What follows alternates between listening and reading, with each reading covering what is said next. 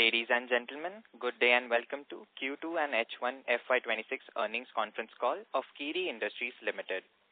As a reminder, all participant lines will be in the listen-only mode, and there will be an opportunity to ask your questions after the presentation concludes. Should you need assistance during this conference call, please signal an operator by pressing star then 0 on your touchtone phone. I now hand the conference over to Ms. Purvangi Jain from Valorem Advisors. Thank you, and over to you, ma'am. Good evening, everyone, and a warm welcome to you all. My name is Purvangi Jain from Valorem Advisors. We represent the investor relations of Kiri Industries Limited. On behalf of the company, I would like to thank you all for participating in the company's earnings conference call for the second quarter and first half of the financial year 2026. Before we begin, let me mention a short cautionary statement. Some of the statements made in today's earnings call may be forward-looking in nature. Such forward-looking statements are subject to risks and uncertainties, which could cause actual results to differ from those anticipated. Such statements are based on management's belief as well as assumptions made by and information currently available to management. Audiences are cautioned not to place any undue reliance on these forward-looking statements in making any investment decisions. The purpose of today's earnings call is purely to educate and bring awareness about the company's fundamental business and financial quarter under review. Now let me introduce you to the management participating with us in today's earnings call and hand it over to them for opening remarks. We have with us Mr. Manish Kiri, Chairman and Managing Director, Mr. Jayesh Hirani, Vice President Finance and Accounts, Mr. Suresh Gundalia, Company Secretary, and Mr. Ranjit Singh Chugh, CEO, India Asia Copper Limited. Without any delay, I request Mr. Manish Kiri to start with his opening remarks. Thank you, and over to you, sir. Good evening, everyone, and welcome to the earnings conference call for the second quarter and first half of the financial year 2026. I will begin with a brief overview of our quarter two performance, followed by key operational highlights and strategic updates. On a standalone basis, revenue from operations for the quarter stood at 195 crores, reflecting a growth of about 34% year-on-year and 8% sequentially. The company reported an EBITDA loss of 10 crores and net loss of 21 crores, primarily due to elevated legal expenses related to the Dystar case and higher operating cost. Despite these headwinds, the company maintained strong sales momentum and achieved improved capacity utilization across key product categories. For the first half of 2026, standalone revenue from operations stood at 375 crores, registering a growth of 20% year-on-year. The company recorded an EBITDA of 7 crore and net loss of 14 crore during the period. The profitability was impacted by continued legal costs associated with the ongoing litigation, which are non-operational and non-recurring in nature, leading to an adverse effect on overall earnings. On a consolidated basis, revenue from operations during the quarter under review stood at 213 crore, a growth of 23% year-on-year and 6% sequentially. The company reported an EBITDA loss of 13 crore and net loss of 18 crore before considering the state of profit from associates and other operating companies. The consolidated performance was impacted by higher finance cost of 61 crore and elevated input cost during the quarter. For the first half of FY26, consolidated revenue from operations stood at 416 crore, higher by 17% year-on-year, while the company reported an EBITDA of 6 crores and net loss of 131 crore before the share of profit of associates and other companies. The share of profit from associates and joint venture during first half FY26 stood at 161 crore compared to 203 crores in the corresponding period last year. On the operational front, dyes and intermediate industry continued its gradual recovery during quarter 2 FY26, supported by improving downstream textile demand and normalized global freight conditions.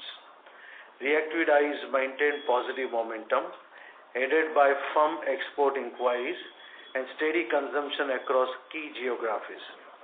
However, intermediates such as vinyl sulfone, HFC remain affected by intermittent raw material volatility, particularly fluctuations in naphthalene-based feedstocks and other petrochemical derivatives.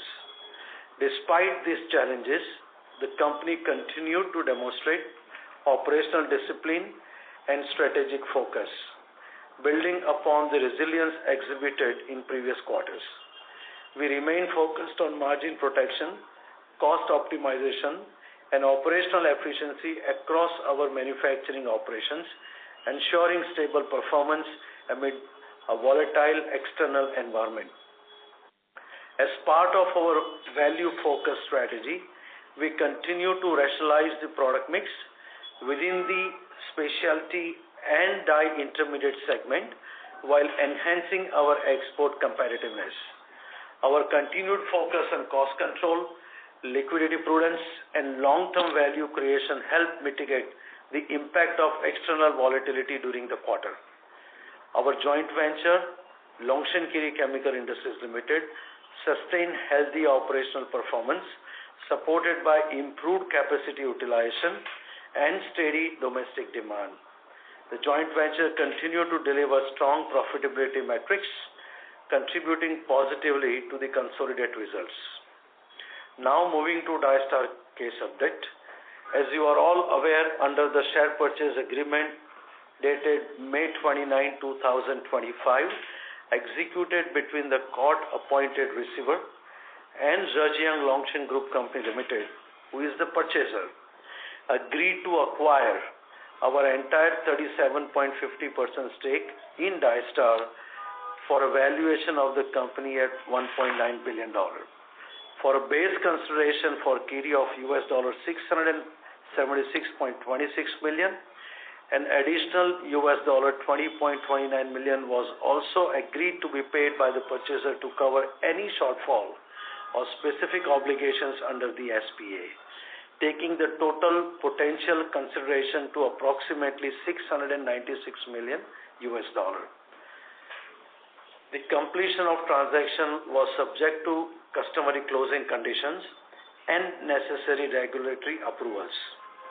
The long stop date initially set for October 2nd, 2025 and later extended to November 3rd, 2025 has now been further extended to December 1st, 2025 as the purchaser could not obtain the required approvals, mainly from NDRC and Ministry of Commerce within the stipulated time.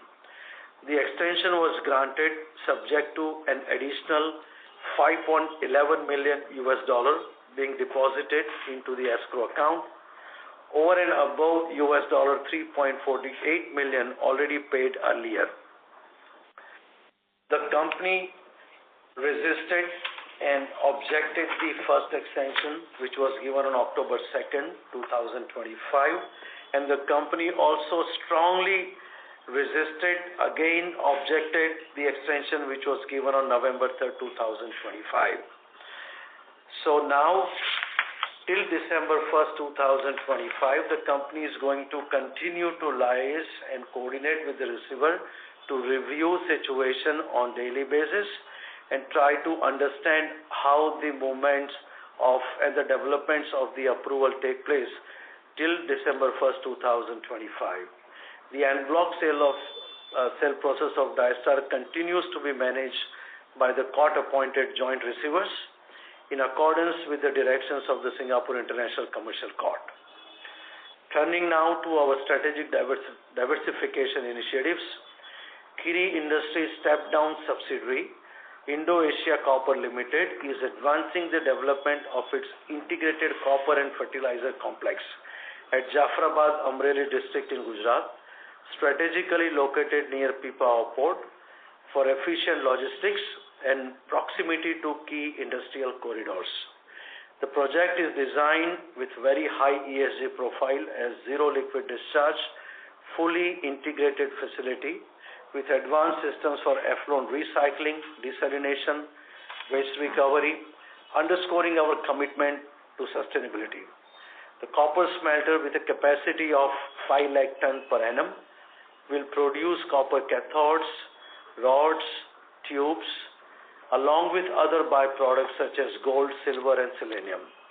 The integrated fertilizer plant will utilize sulfuric acid, byproduct of smelting process, to manufacture phosphoric acid and NPK DAP fertilizers.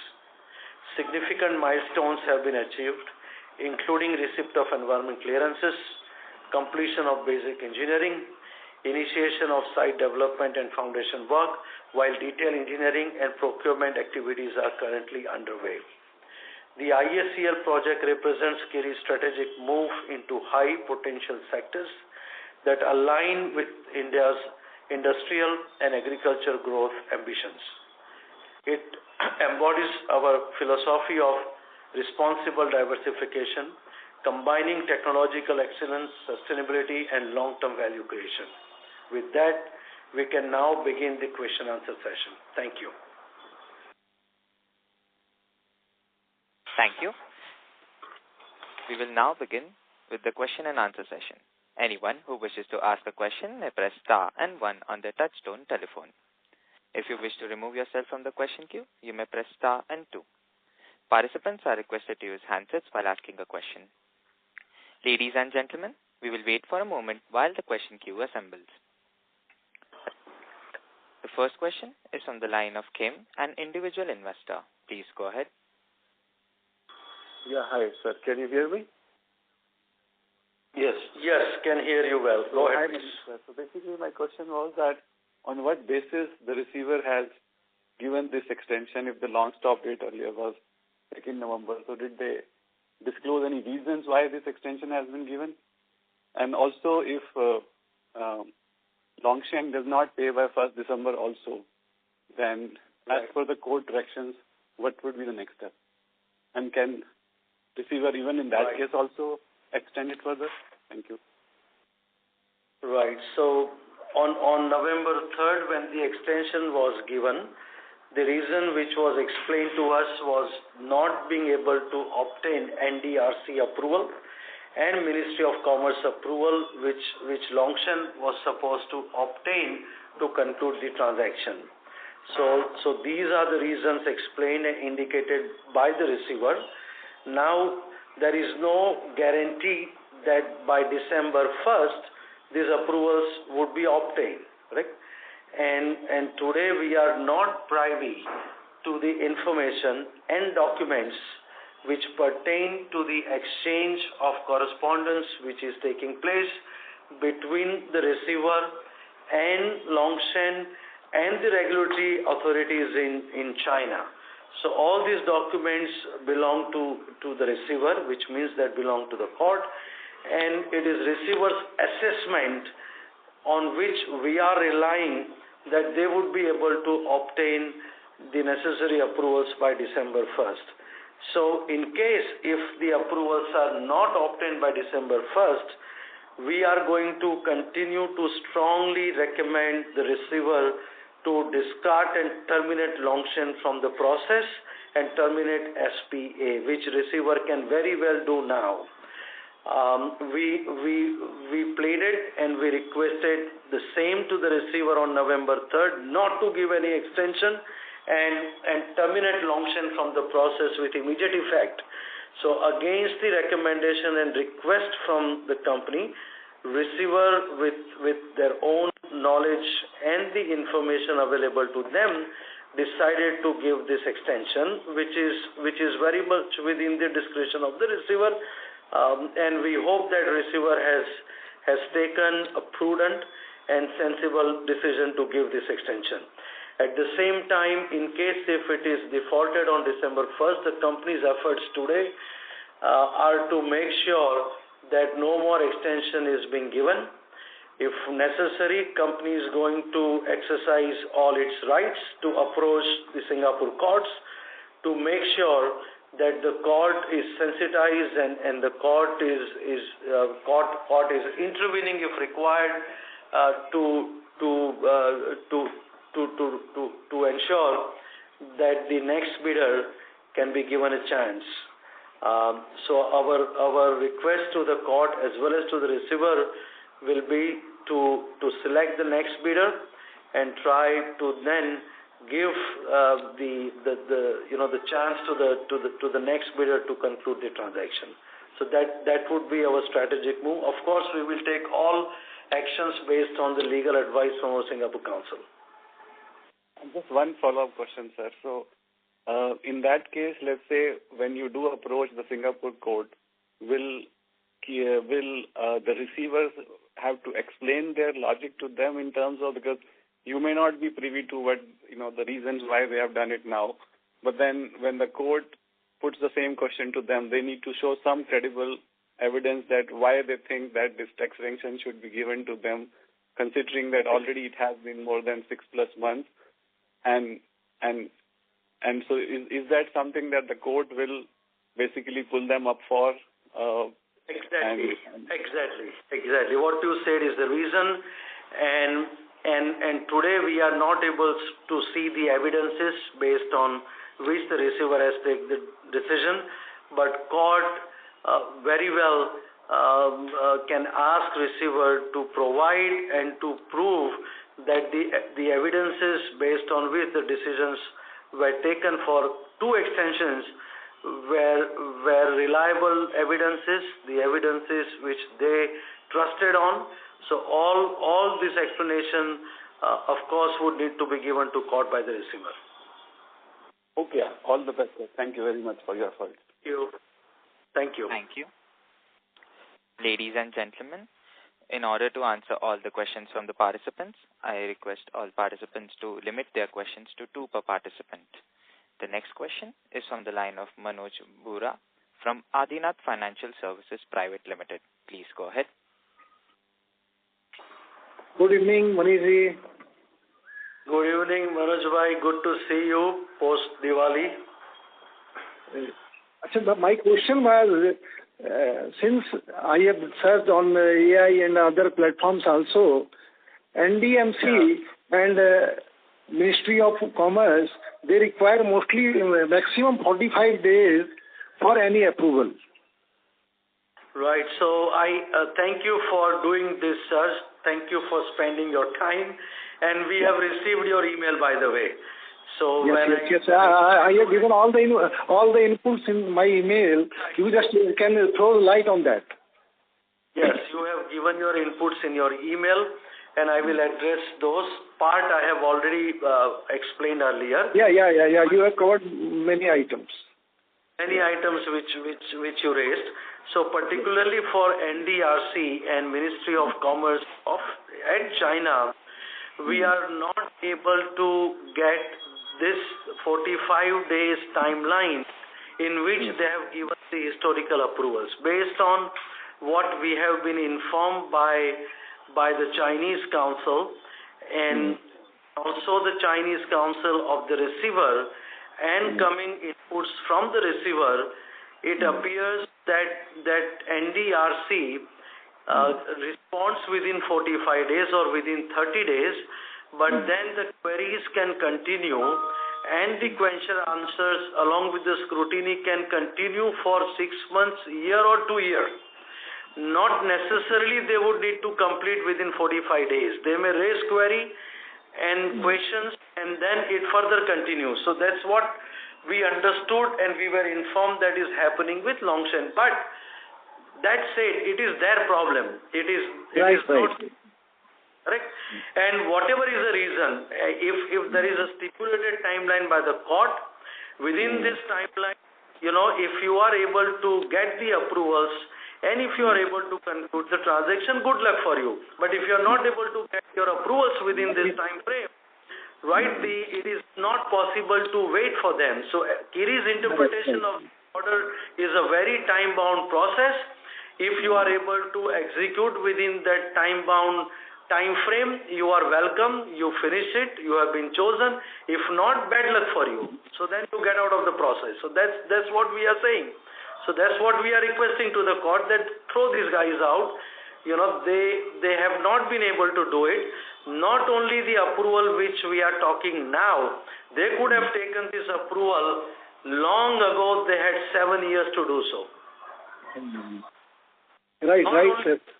My next question will be, sir, who is the second bidder and what is the bid amount and how much time they will take? Because Longsang has taken 6 months. The other bidder might also ask for similar timeline. So here are few inputs for your consideration. Number one, the court is not expected to give much time to the second bidder. We would not be able to disclose who is the second bidder because we also are bound by confidentiality agreement not to disclose the name of the second bidder. But I can only tell you that the second bidder is financially very strong. Commitment of proof of funds has been given, accepted, approved by the receiver, correct? And as we speak today, the second bidder has already been inducted into the process. Okay. So on November 3rd, good thing which receiver has done, has already inducted the second bidder. Second bidder has been now receiving the answers of their questions. The confirmatory due diligence of the second bidder parallelly has already started. So on November 3rd, Longshan doesn't have exclusivity anymore. Now, you will be happy to hear and credit to the receiver that receiver has already started exchanging draft sale purchase agreement with the new bidder. Okay, so the process is already on as we speak. And I am sure that the receiver is going to ensure and try its best to still conclude transaction before 31st of December 2025. And all the inputs which receiver is trying to give us, trying to expedite this process, work on daily basis with expanded team, receiver is doing its best to conclude this transaction within the court stipulated timeline. Sir, to summarize, you are still very much confident that the total transaction can get completed within 31st of December, even if Longsang deal fails. The second bidder will be able to complete it by 31st of December, although last week of December is a holiday in Singapore. Correct. So that is the reason that the receiver has given at least 8 weeks to the new bidder who is already in process. But saying so, let me be conservative, and if the extension is required, let us say for the second bidder, and if that extension receiver is not able to legally grant without permission of the court. So the receiver has to approach the court with sound reasons. Receiver has to explain to court why the extension is needed, and receiver will need to document that it was Longshan who wasted this much of time, and because of which we need this extension, correct? So receiver will have to do convincing to the court, and also the new time frame that the receiver is asking, why that is required. So court, in all certain terms, when gave this judgment, court said, the judges mentioned, and it is documented in the order, that beyond 31st 2025, court and the judges will exercise the nuclear option. Okay, nuclear option discussed was to liquidate Dystar and pay Kiri in the end. So that we don't think that is going to be outcome. But even if extension is required, there might be a short extension if that can be. That is what we can expect, but nothing much beyond that. Thank you, Mr. Kiri. Thank you for allaying our apprehension, doubts and suspicions and coming out with all these answers. Thank you once again. Thank you. Thank you. Thank you.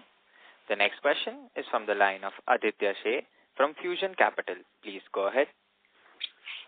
Yeah. Hi, sir. My question was in the situation of this litigation. In any case, can the Deloitte go to the court and say कि we want to give an extension to Longshan Group itself for, let's say, 31st January? Or, like, is it the case कि after 31st December, Longshan is for sure removed from the process? So, any clarity on? So it is up to the discretion of the receiver based on the documentary evidences that the receiver would have at a particular time when receiver files to the court for an extension. If the order of the court clearly states that receiver needs to apply within reasonable time frame before the end of long stop date, correct? So as soon as receiver comes to a kind of opinion that they are expecting 31st December to extend, they will have to approach to the court, and that extension can only be approached by the receiver. Neither Longshan nor Kiri can go to the court for applying that extension.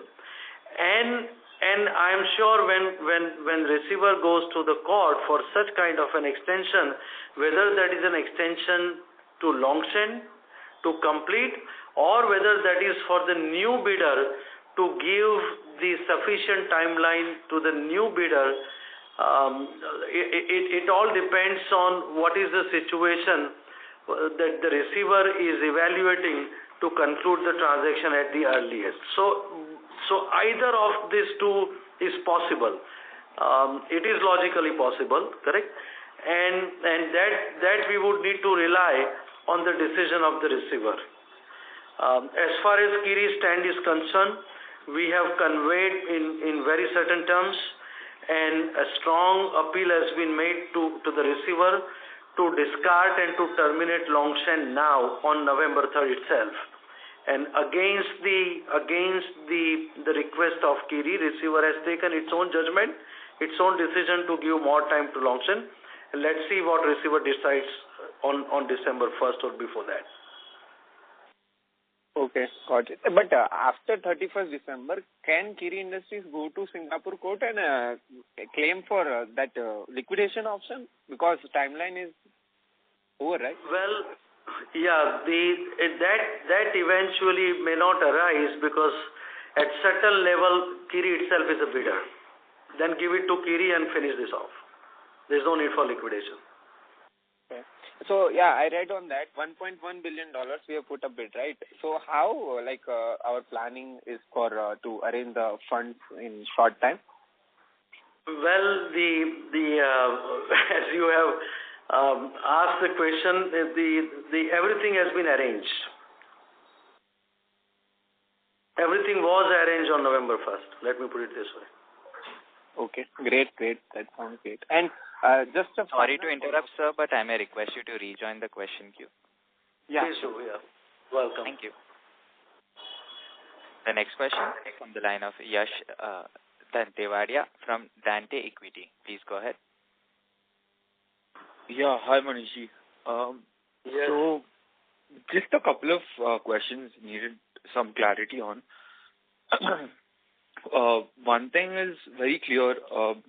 As far as Longshan is concerned, it's kind of Chinese related, so we don't know the regulatory environment, how it kind of works, because it's all very opaque. But the second buyer or the second bidder who you said you can't disclose, you said they would close the process much sooner, right? Right. And none of Dystar's manufacturing facilities are in China, right? I think both are in US, if I'm not mistaken, right? So there is no manufacturing facility in China, but Dystar has 16 plants in 12 countries. Right. So, I just wanted to understand the Singapore courts, how eager are they to close this? And also, because Deloitte is the receiver, who's paying the receiver? Who's paying Deloitte in this case? And is it possible that Deloitte is acting in the interest of Longsheng? So the second question first.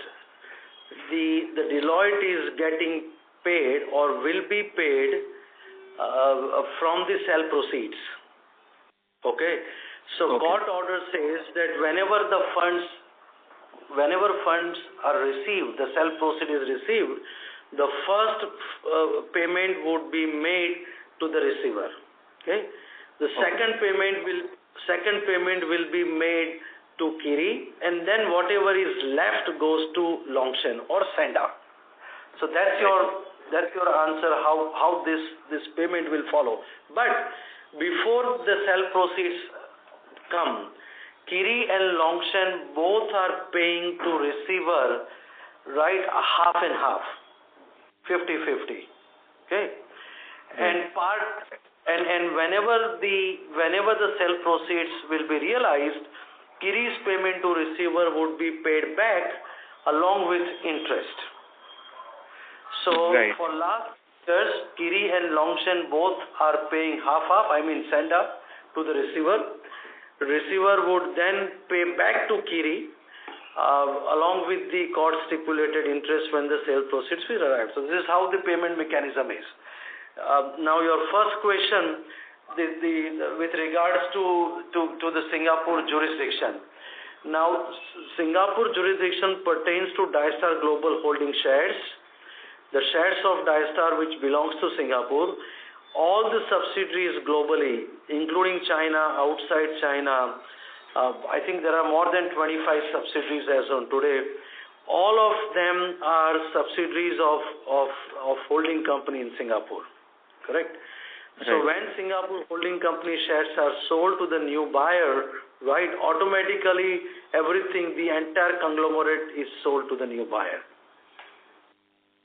That's right. And just one more Sorry question. to interrupt, sir, but I may request you to rejoin the question queue for follow-up. No problem. Yeah, there is no need to sell each subsidiary separately to a new buyer. Understood. I'll come back in queue, sir. Sure. Thank you. The next question is from the line of Raj from Phillip Capital. Please go ahead. Yeah, hi, good evening. So, Evening, Raj, please. yeah, so actually, Kiri has also bidded in the process. So, is Kiri the second bidder, or how much is Kiri's position in the bidding? Well, I would not be able to say that at the moment, Raji, but I can tell you one thing is, Kiri is the last stop, okay? So Kiri, if something is not working out, then Kiri is always there.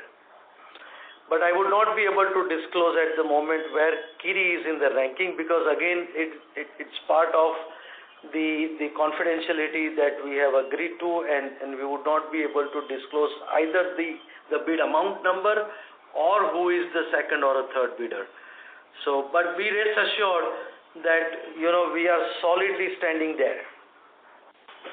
Okay. And since first bidder is from China, so can you tell the country of the second bidder at least? Well, second bidder, let me put it this way, it could be based on the market information, the private equity company. Okay, from US or the country? Global. Okay. Thank you. Right. Thank you. The next question is from the line of Ansh Palrecha from 10X Ventures. Please go ahead. Yeah, hi, I would firstly like to congratulate you on such a hard-fought battle. I mean, I'm sure you're much more eager than we are to wrap this up as investors. Of course, we have been for 11 years in the litigation. Thank you for recognizing that. Yeah, I have two questions. Firstly, how did the investor meet on September 18th go? And have mutual funds begun showing interest? That's my first question. And secondly, when do you see the copper project beginning? When, because that would decide when the company starts getting valued as a rising copper company, right? That's when us investors would be the most beneficial? Because right now it seems like the market is pricing it as a dies company, but whenever the copper project begins, I guess then there will be a humongous value unlocking for all of us. Yeah. So we presented ourselves to the funds, including mutual funds, and I think there was a lot of interest in understanding the current situation of the company.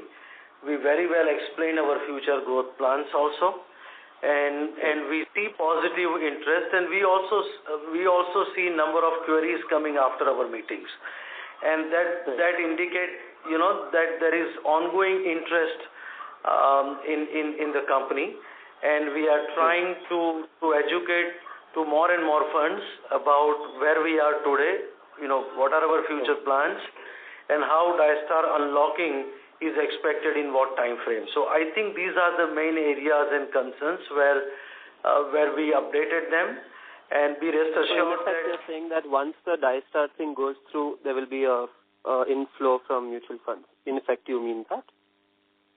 We don't know when would be the inflow, but I can see the increasing interest coming up right now. Right. Understood. So they will have to decide on their side when they want to invest. But from our side, we are trying to continuously engage them with us, and trying to update them, and trying to also appraise as we are approaching near end to the process. Right. So that's what is happening today. So that regards to our activities to update the funds and the market. Right now, when the copper project will be operational, I would hand over to Mr. Ranjit Singh Chugh, who is the CEO of Indo-Asia Copper Limited, and based on the request of the market and the investors, he will now be joining the board, the conference calls with us, and he will be happy to answer your questions, who would be leading along with our key management team the copper business. Over to you, Chugh sir. Good evening, Mr. Ansh and everyone who's part of this session. While the proceedings related to Dystar in progress, notwithstanding that, the copper project is going at its own pace, meaning that we have completed, and the selection of technology was done in June from Chinese, let's say, company who have given us who were interested to give basic engineering and detail engineering of the complete smelter project. Right now, I will be more focused on the smelter and copper-related downstream products.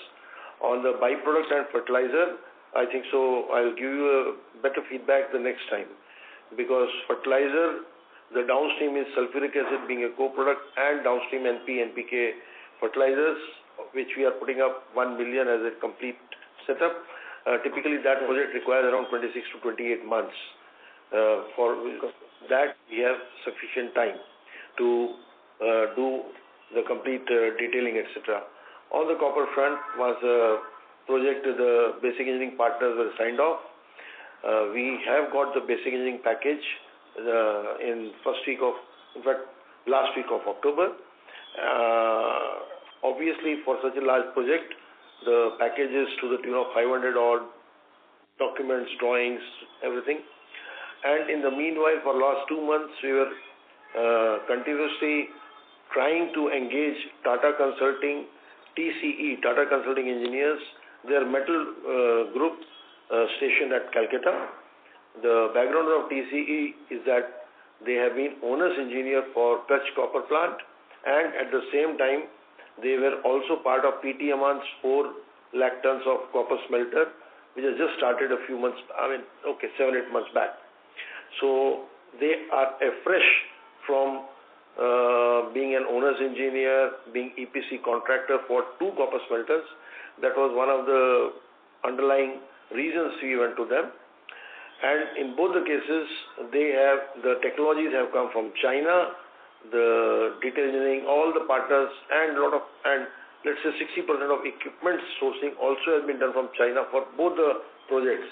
In fact, for Adani it could be around 60-odd%, but for PTMR it was 80+%. So that was the USP, and that is how it is. So right now we have completed basic engineering. TC is on board, and let's say next week onwards we'll have kickoff meeting with TCE, and from that point onwards we'll embark upon detail engineering as a process. So when do you see the copper project beginning? Sorry to interrupt, sir, but I may request you to rejoin the question queue for follow-up questions. But my question was that. Yeah, I'll continue. Let me continue. Finish it off. Typically, copper project requires 36 odd months, notwithstanding anything after detail engineering. So that is why the reason we are working on detail engineering, and we expect, let's say, the 60-odd% of detail engineering completed by February 2026, and our internal target, as of now it's an internal target, that from January 2026 to by December 2028, we will be on to trial productions in copper. And when we say in copper plant trial production, that essentially means wet, dry run, testing, wet run, dry run of all the sections and packages will be operational, and trial run basically means start of operations. After that, of course, it will be stabilization and going up beyond 60% of productivity. So it's 36 months starting January 2026. Okay, understood. Thank you. The next question is from the line of Sanjeev from Sare. Please go ahead. My question is regarding the legal cost. In your discussion after December 24 results, you said that the legal costs would go down now, but they continue to be high in spite of there being no legal case as the Daista case has ended. Can you please? So the legal cost is still continuing, and legal cost in fact is still at a similar level, not reduced. And the reason legal cost is continuing because there is a continuous dealing with the receiver, with the court, with the developments which you have seen in the last 2 months, and also dealing with the other parties. All are happening through the lawyers and through the counsels. For example, every correspondence among all the parties involved are getting done and are continuing through their lawyers. So the engagement of lawyers and legal team is still going at the same pace, and until the case is ending, that when the case is ending is when we receive money in our account. So the day we get funds and sale proceeds in our account, we can expect the legal cost should drastically drop. Okay. Thank you. Thank you. The next question is from the line of Vignesh Iyer from Sequent Investments. Please go ahead. Thank you for the opportunity, sir. So my first question is on the money borrowed to be invested in the copper project. If I remember it right, in the last quarter you said only half of that money has been utilized and half still remains. And the interest part is peaking, on almost on every quarter basis now. So wanted to understand at what level do we stand today in terms of utilization of that money borrowed?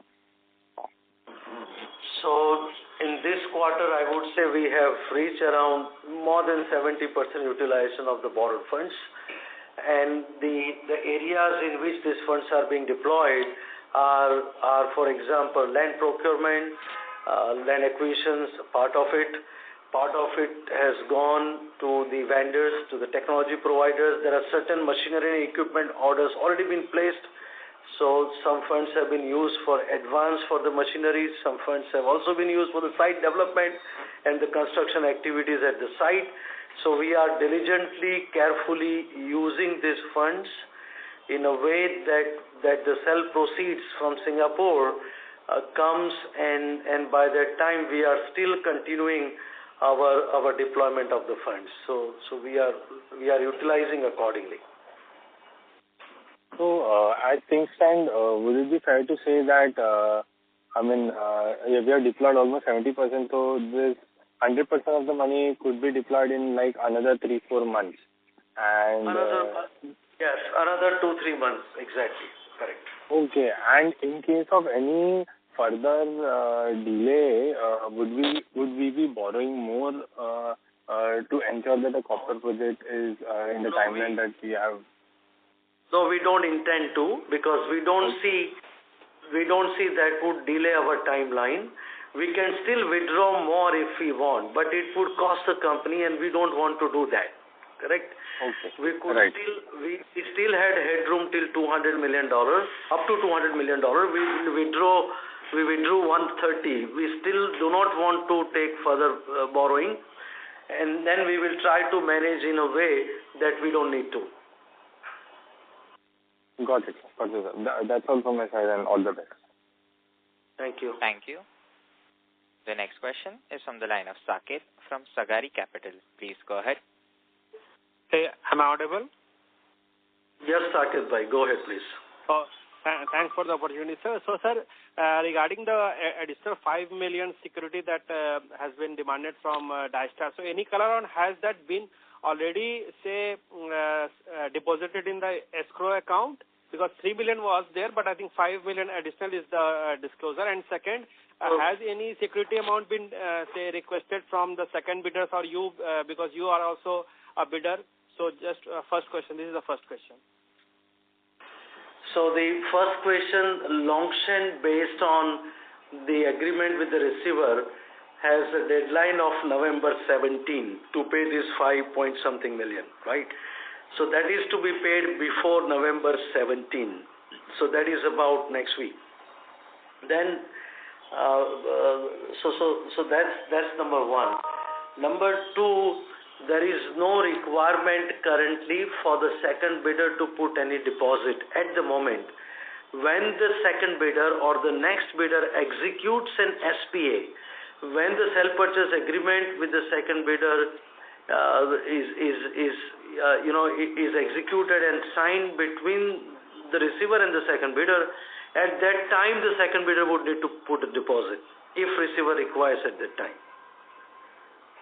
Got it. And sir, my second question would be that, given that the deadline for the, this deal was 31st December, so how much time, so are you sure that by 31st December, all the pending bidders will get a crack at Dystar? Because now we have only, say, 3 or 4 weeks remaining, right, given the festivities and 1st December being the Longshan stop date. So even for you or the second bidder, or if there is any other person any other company in the pipeline, then how does everybody get a crack? Is it like, can you explain further on that? Yeah, everybody doesn't get a crack. Only the second one has already been selected. Second one has already been active. Second one is already dealing with the receiver on a regular basis. So only the second one gets a chance. And second one has given the commitment, proof of funds, and also a binding commitment to conclude the transaction. So receiver cannot deal with 3 other guys. So they are dealing with one more second preferred bidder in addition to Longshan as on today. So then you talked about your confidence that that you are. Sorry to interrupt, sir, but I may request you to rejoin the question queue for follow-up questions. Sure. Thank you. The next question is from the line of Yash Dantewadia from Dante Equity. Please go ahead. Yeah. Hi again, sir. So, just elaborating on my previous question, the private equity or whoever the second player may be in this particular context, what is the best case scenario of them sort of finishing the purchase within what specified timeline? Do we have any data on that? Well, according to our own assessment, right, it's more than 85 to 90% chances to conclude before the court stipulated long stop date. Right. And you said you might be there in the bidding last option in terms of bidding, right? But if we are, let's assume, I mean, I know the probability is very low, but let's assume we get the bid. We are also doing the copper project, and we're also going to get this, and we have to pay for it, right? So you said you have a plan. I just want to understand, does your plan also consider it the copper plant and the investment that will go into it? And of course. We will be super levered, right?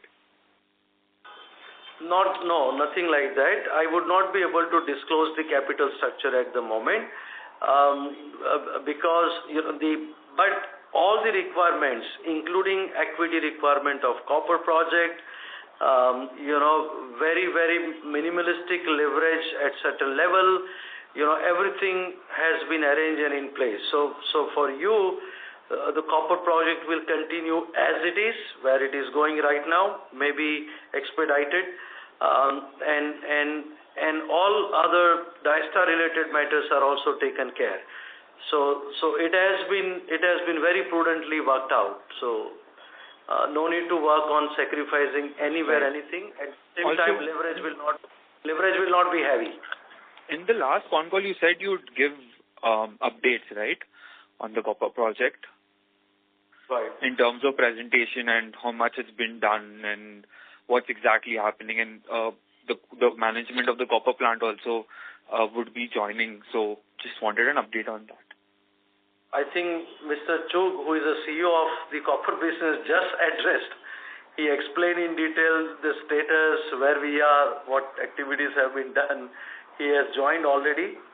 And before a few questions... I think I missed it. I'm sorry. I think you missed it. He was there. He is there. We have given update and disclose on the website also. We have on the management note, and he will be there for any of your questions every call now onwards. So he did address. Perfect. I'm sorry, I missed it for a bit. I was on another call. Feel free to send us questions by email. We'll be pleased to answer you. No worries. Yes. Thank you so much. Thank you. Have a great day. Thank you. The next question is from the line of Aditya Sahay from Fusion Capital. Please go ahead. Yeah, hi sir. So, due to this incredibly long battle, and considering the copper plant investment, so is there any possibility of dividend, whether small or not the amount, but as a gesture of holding so long? Yes, correct. And that is what we mentioned earlier. I would also confirm to you the same. Yes, there will be. Correct. Okay, great. Yeah, all the best. Thank you. Thank you. The next question is from the line of Manoj Bhura from Adinath Financial Services Limited. Please go ahead. Manojji, one last question. This was regarding financial closure of the copper project. Have we achieved the financial closure? It's already there. It has been achieved, let me say, more than 95%. Just waiting for the proceeds to come. That's it. Okay. And what is the applicable rate of interest? Can you just elaborate? At what rate we will see? Yeah, it's a mix of dollar and rupee, but in rupee terms, we are trying to be around 8.5% to 9%, somewhere around there. Fantastic. Terms, yeah. Okay. Thank you, Manojji. Thank you. The next question is on the line of Sunil Nangalia from Area Textiles and Industries Limited. Good evening, Manishji. Good evening. Thank you. Manishji, I would like to know one thing. As you are the best person to answer my question, and this is also for the benefit of all the investors who have invested in your company. So what is the probability of Longseng? What is the probable reasons for Longseng not being able to take necessary approvals from the government of China? Can you elaborate on this? As you are the best person to answer this question. See, it is very difficult for us looking at the systems in China, whether it is a genuine delay or whether it is engineered delay. Okay, whatever it could be. Today we are relying on the receivers of assessment that it's a genuine delay by NDRC and also by MOFCOM, and it could be genuine delay. But looking at our history with Longshan, mistrust with Longshan, we are weighing 50% on whether it's a genuine delay or whether it's an engineered delay. Our point is, whatever is the reason, it is their problem, it is their bad luck if they don't get it. If they get it, it is their good luck. What we are concerned with is the timeline. There is a fixed stipulated timeline. Entire process is driven by court not to keep reserve price for sale of the company, is to ensure that the definitive timeline is met. And that is what we are concerned with. So rather than going into reason for them, whether it's a genuine delay or whether it's an engineered delay, it is very difficult for us to be honestly with you, to come to that conclusion. Our focus is time is up, already up, you have defaulted, get out now. So that's what we are trying to tell the receiver and the court. So my next question. So we as an investor have been waiting since last 3 years. The price of Kiri industry was 680 rupees 3 years back. And the Sensex and Nifty has just gone up like anything during the last 3 years. But investors are still, very doubtful regarding this deal.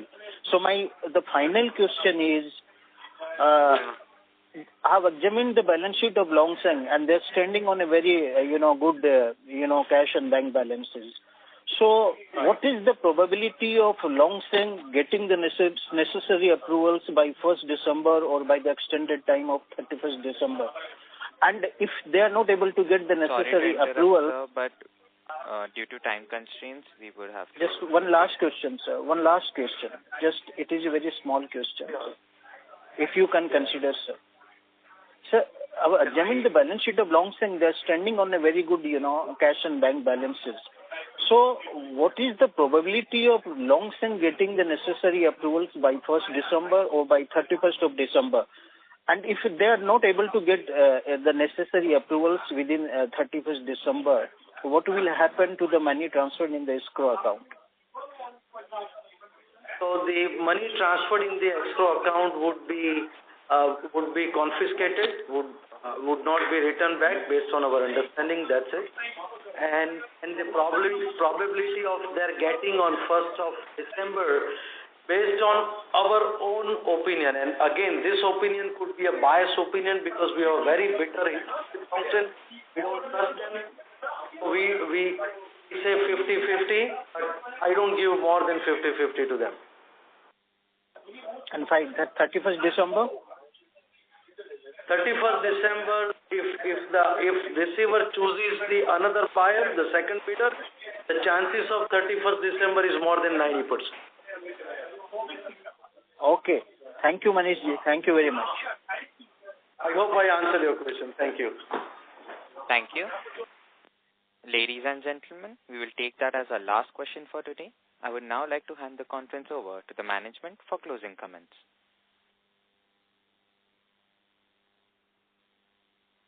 Ladies and gentlemen, we seem to have lost the connection with the management. Please hold.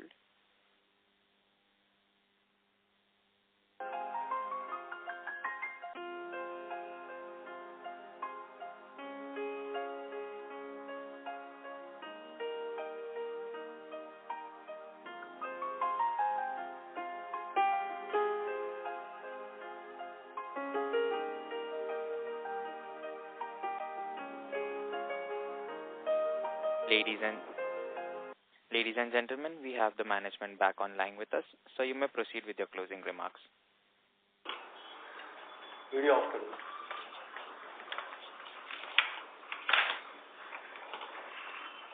Sir? Thank you to all for participating in this earnings conference call. I hope we were able to answer your questions satisfactorily, at the same time offer insights into our business and unlocking of Dystar litigation ending. If you have any further questions or would like to know more about the company, please reach out to our investor relations managers at Valorum Advisors. Thank you and wishing you all a great day ahead. Thank you. Thanks a lot. Thank you. On behalf of Kiri Industries Limited, that concludes this conference. Thank you for joining us, and you may now disconnect your lines. Thank you.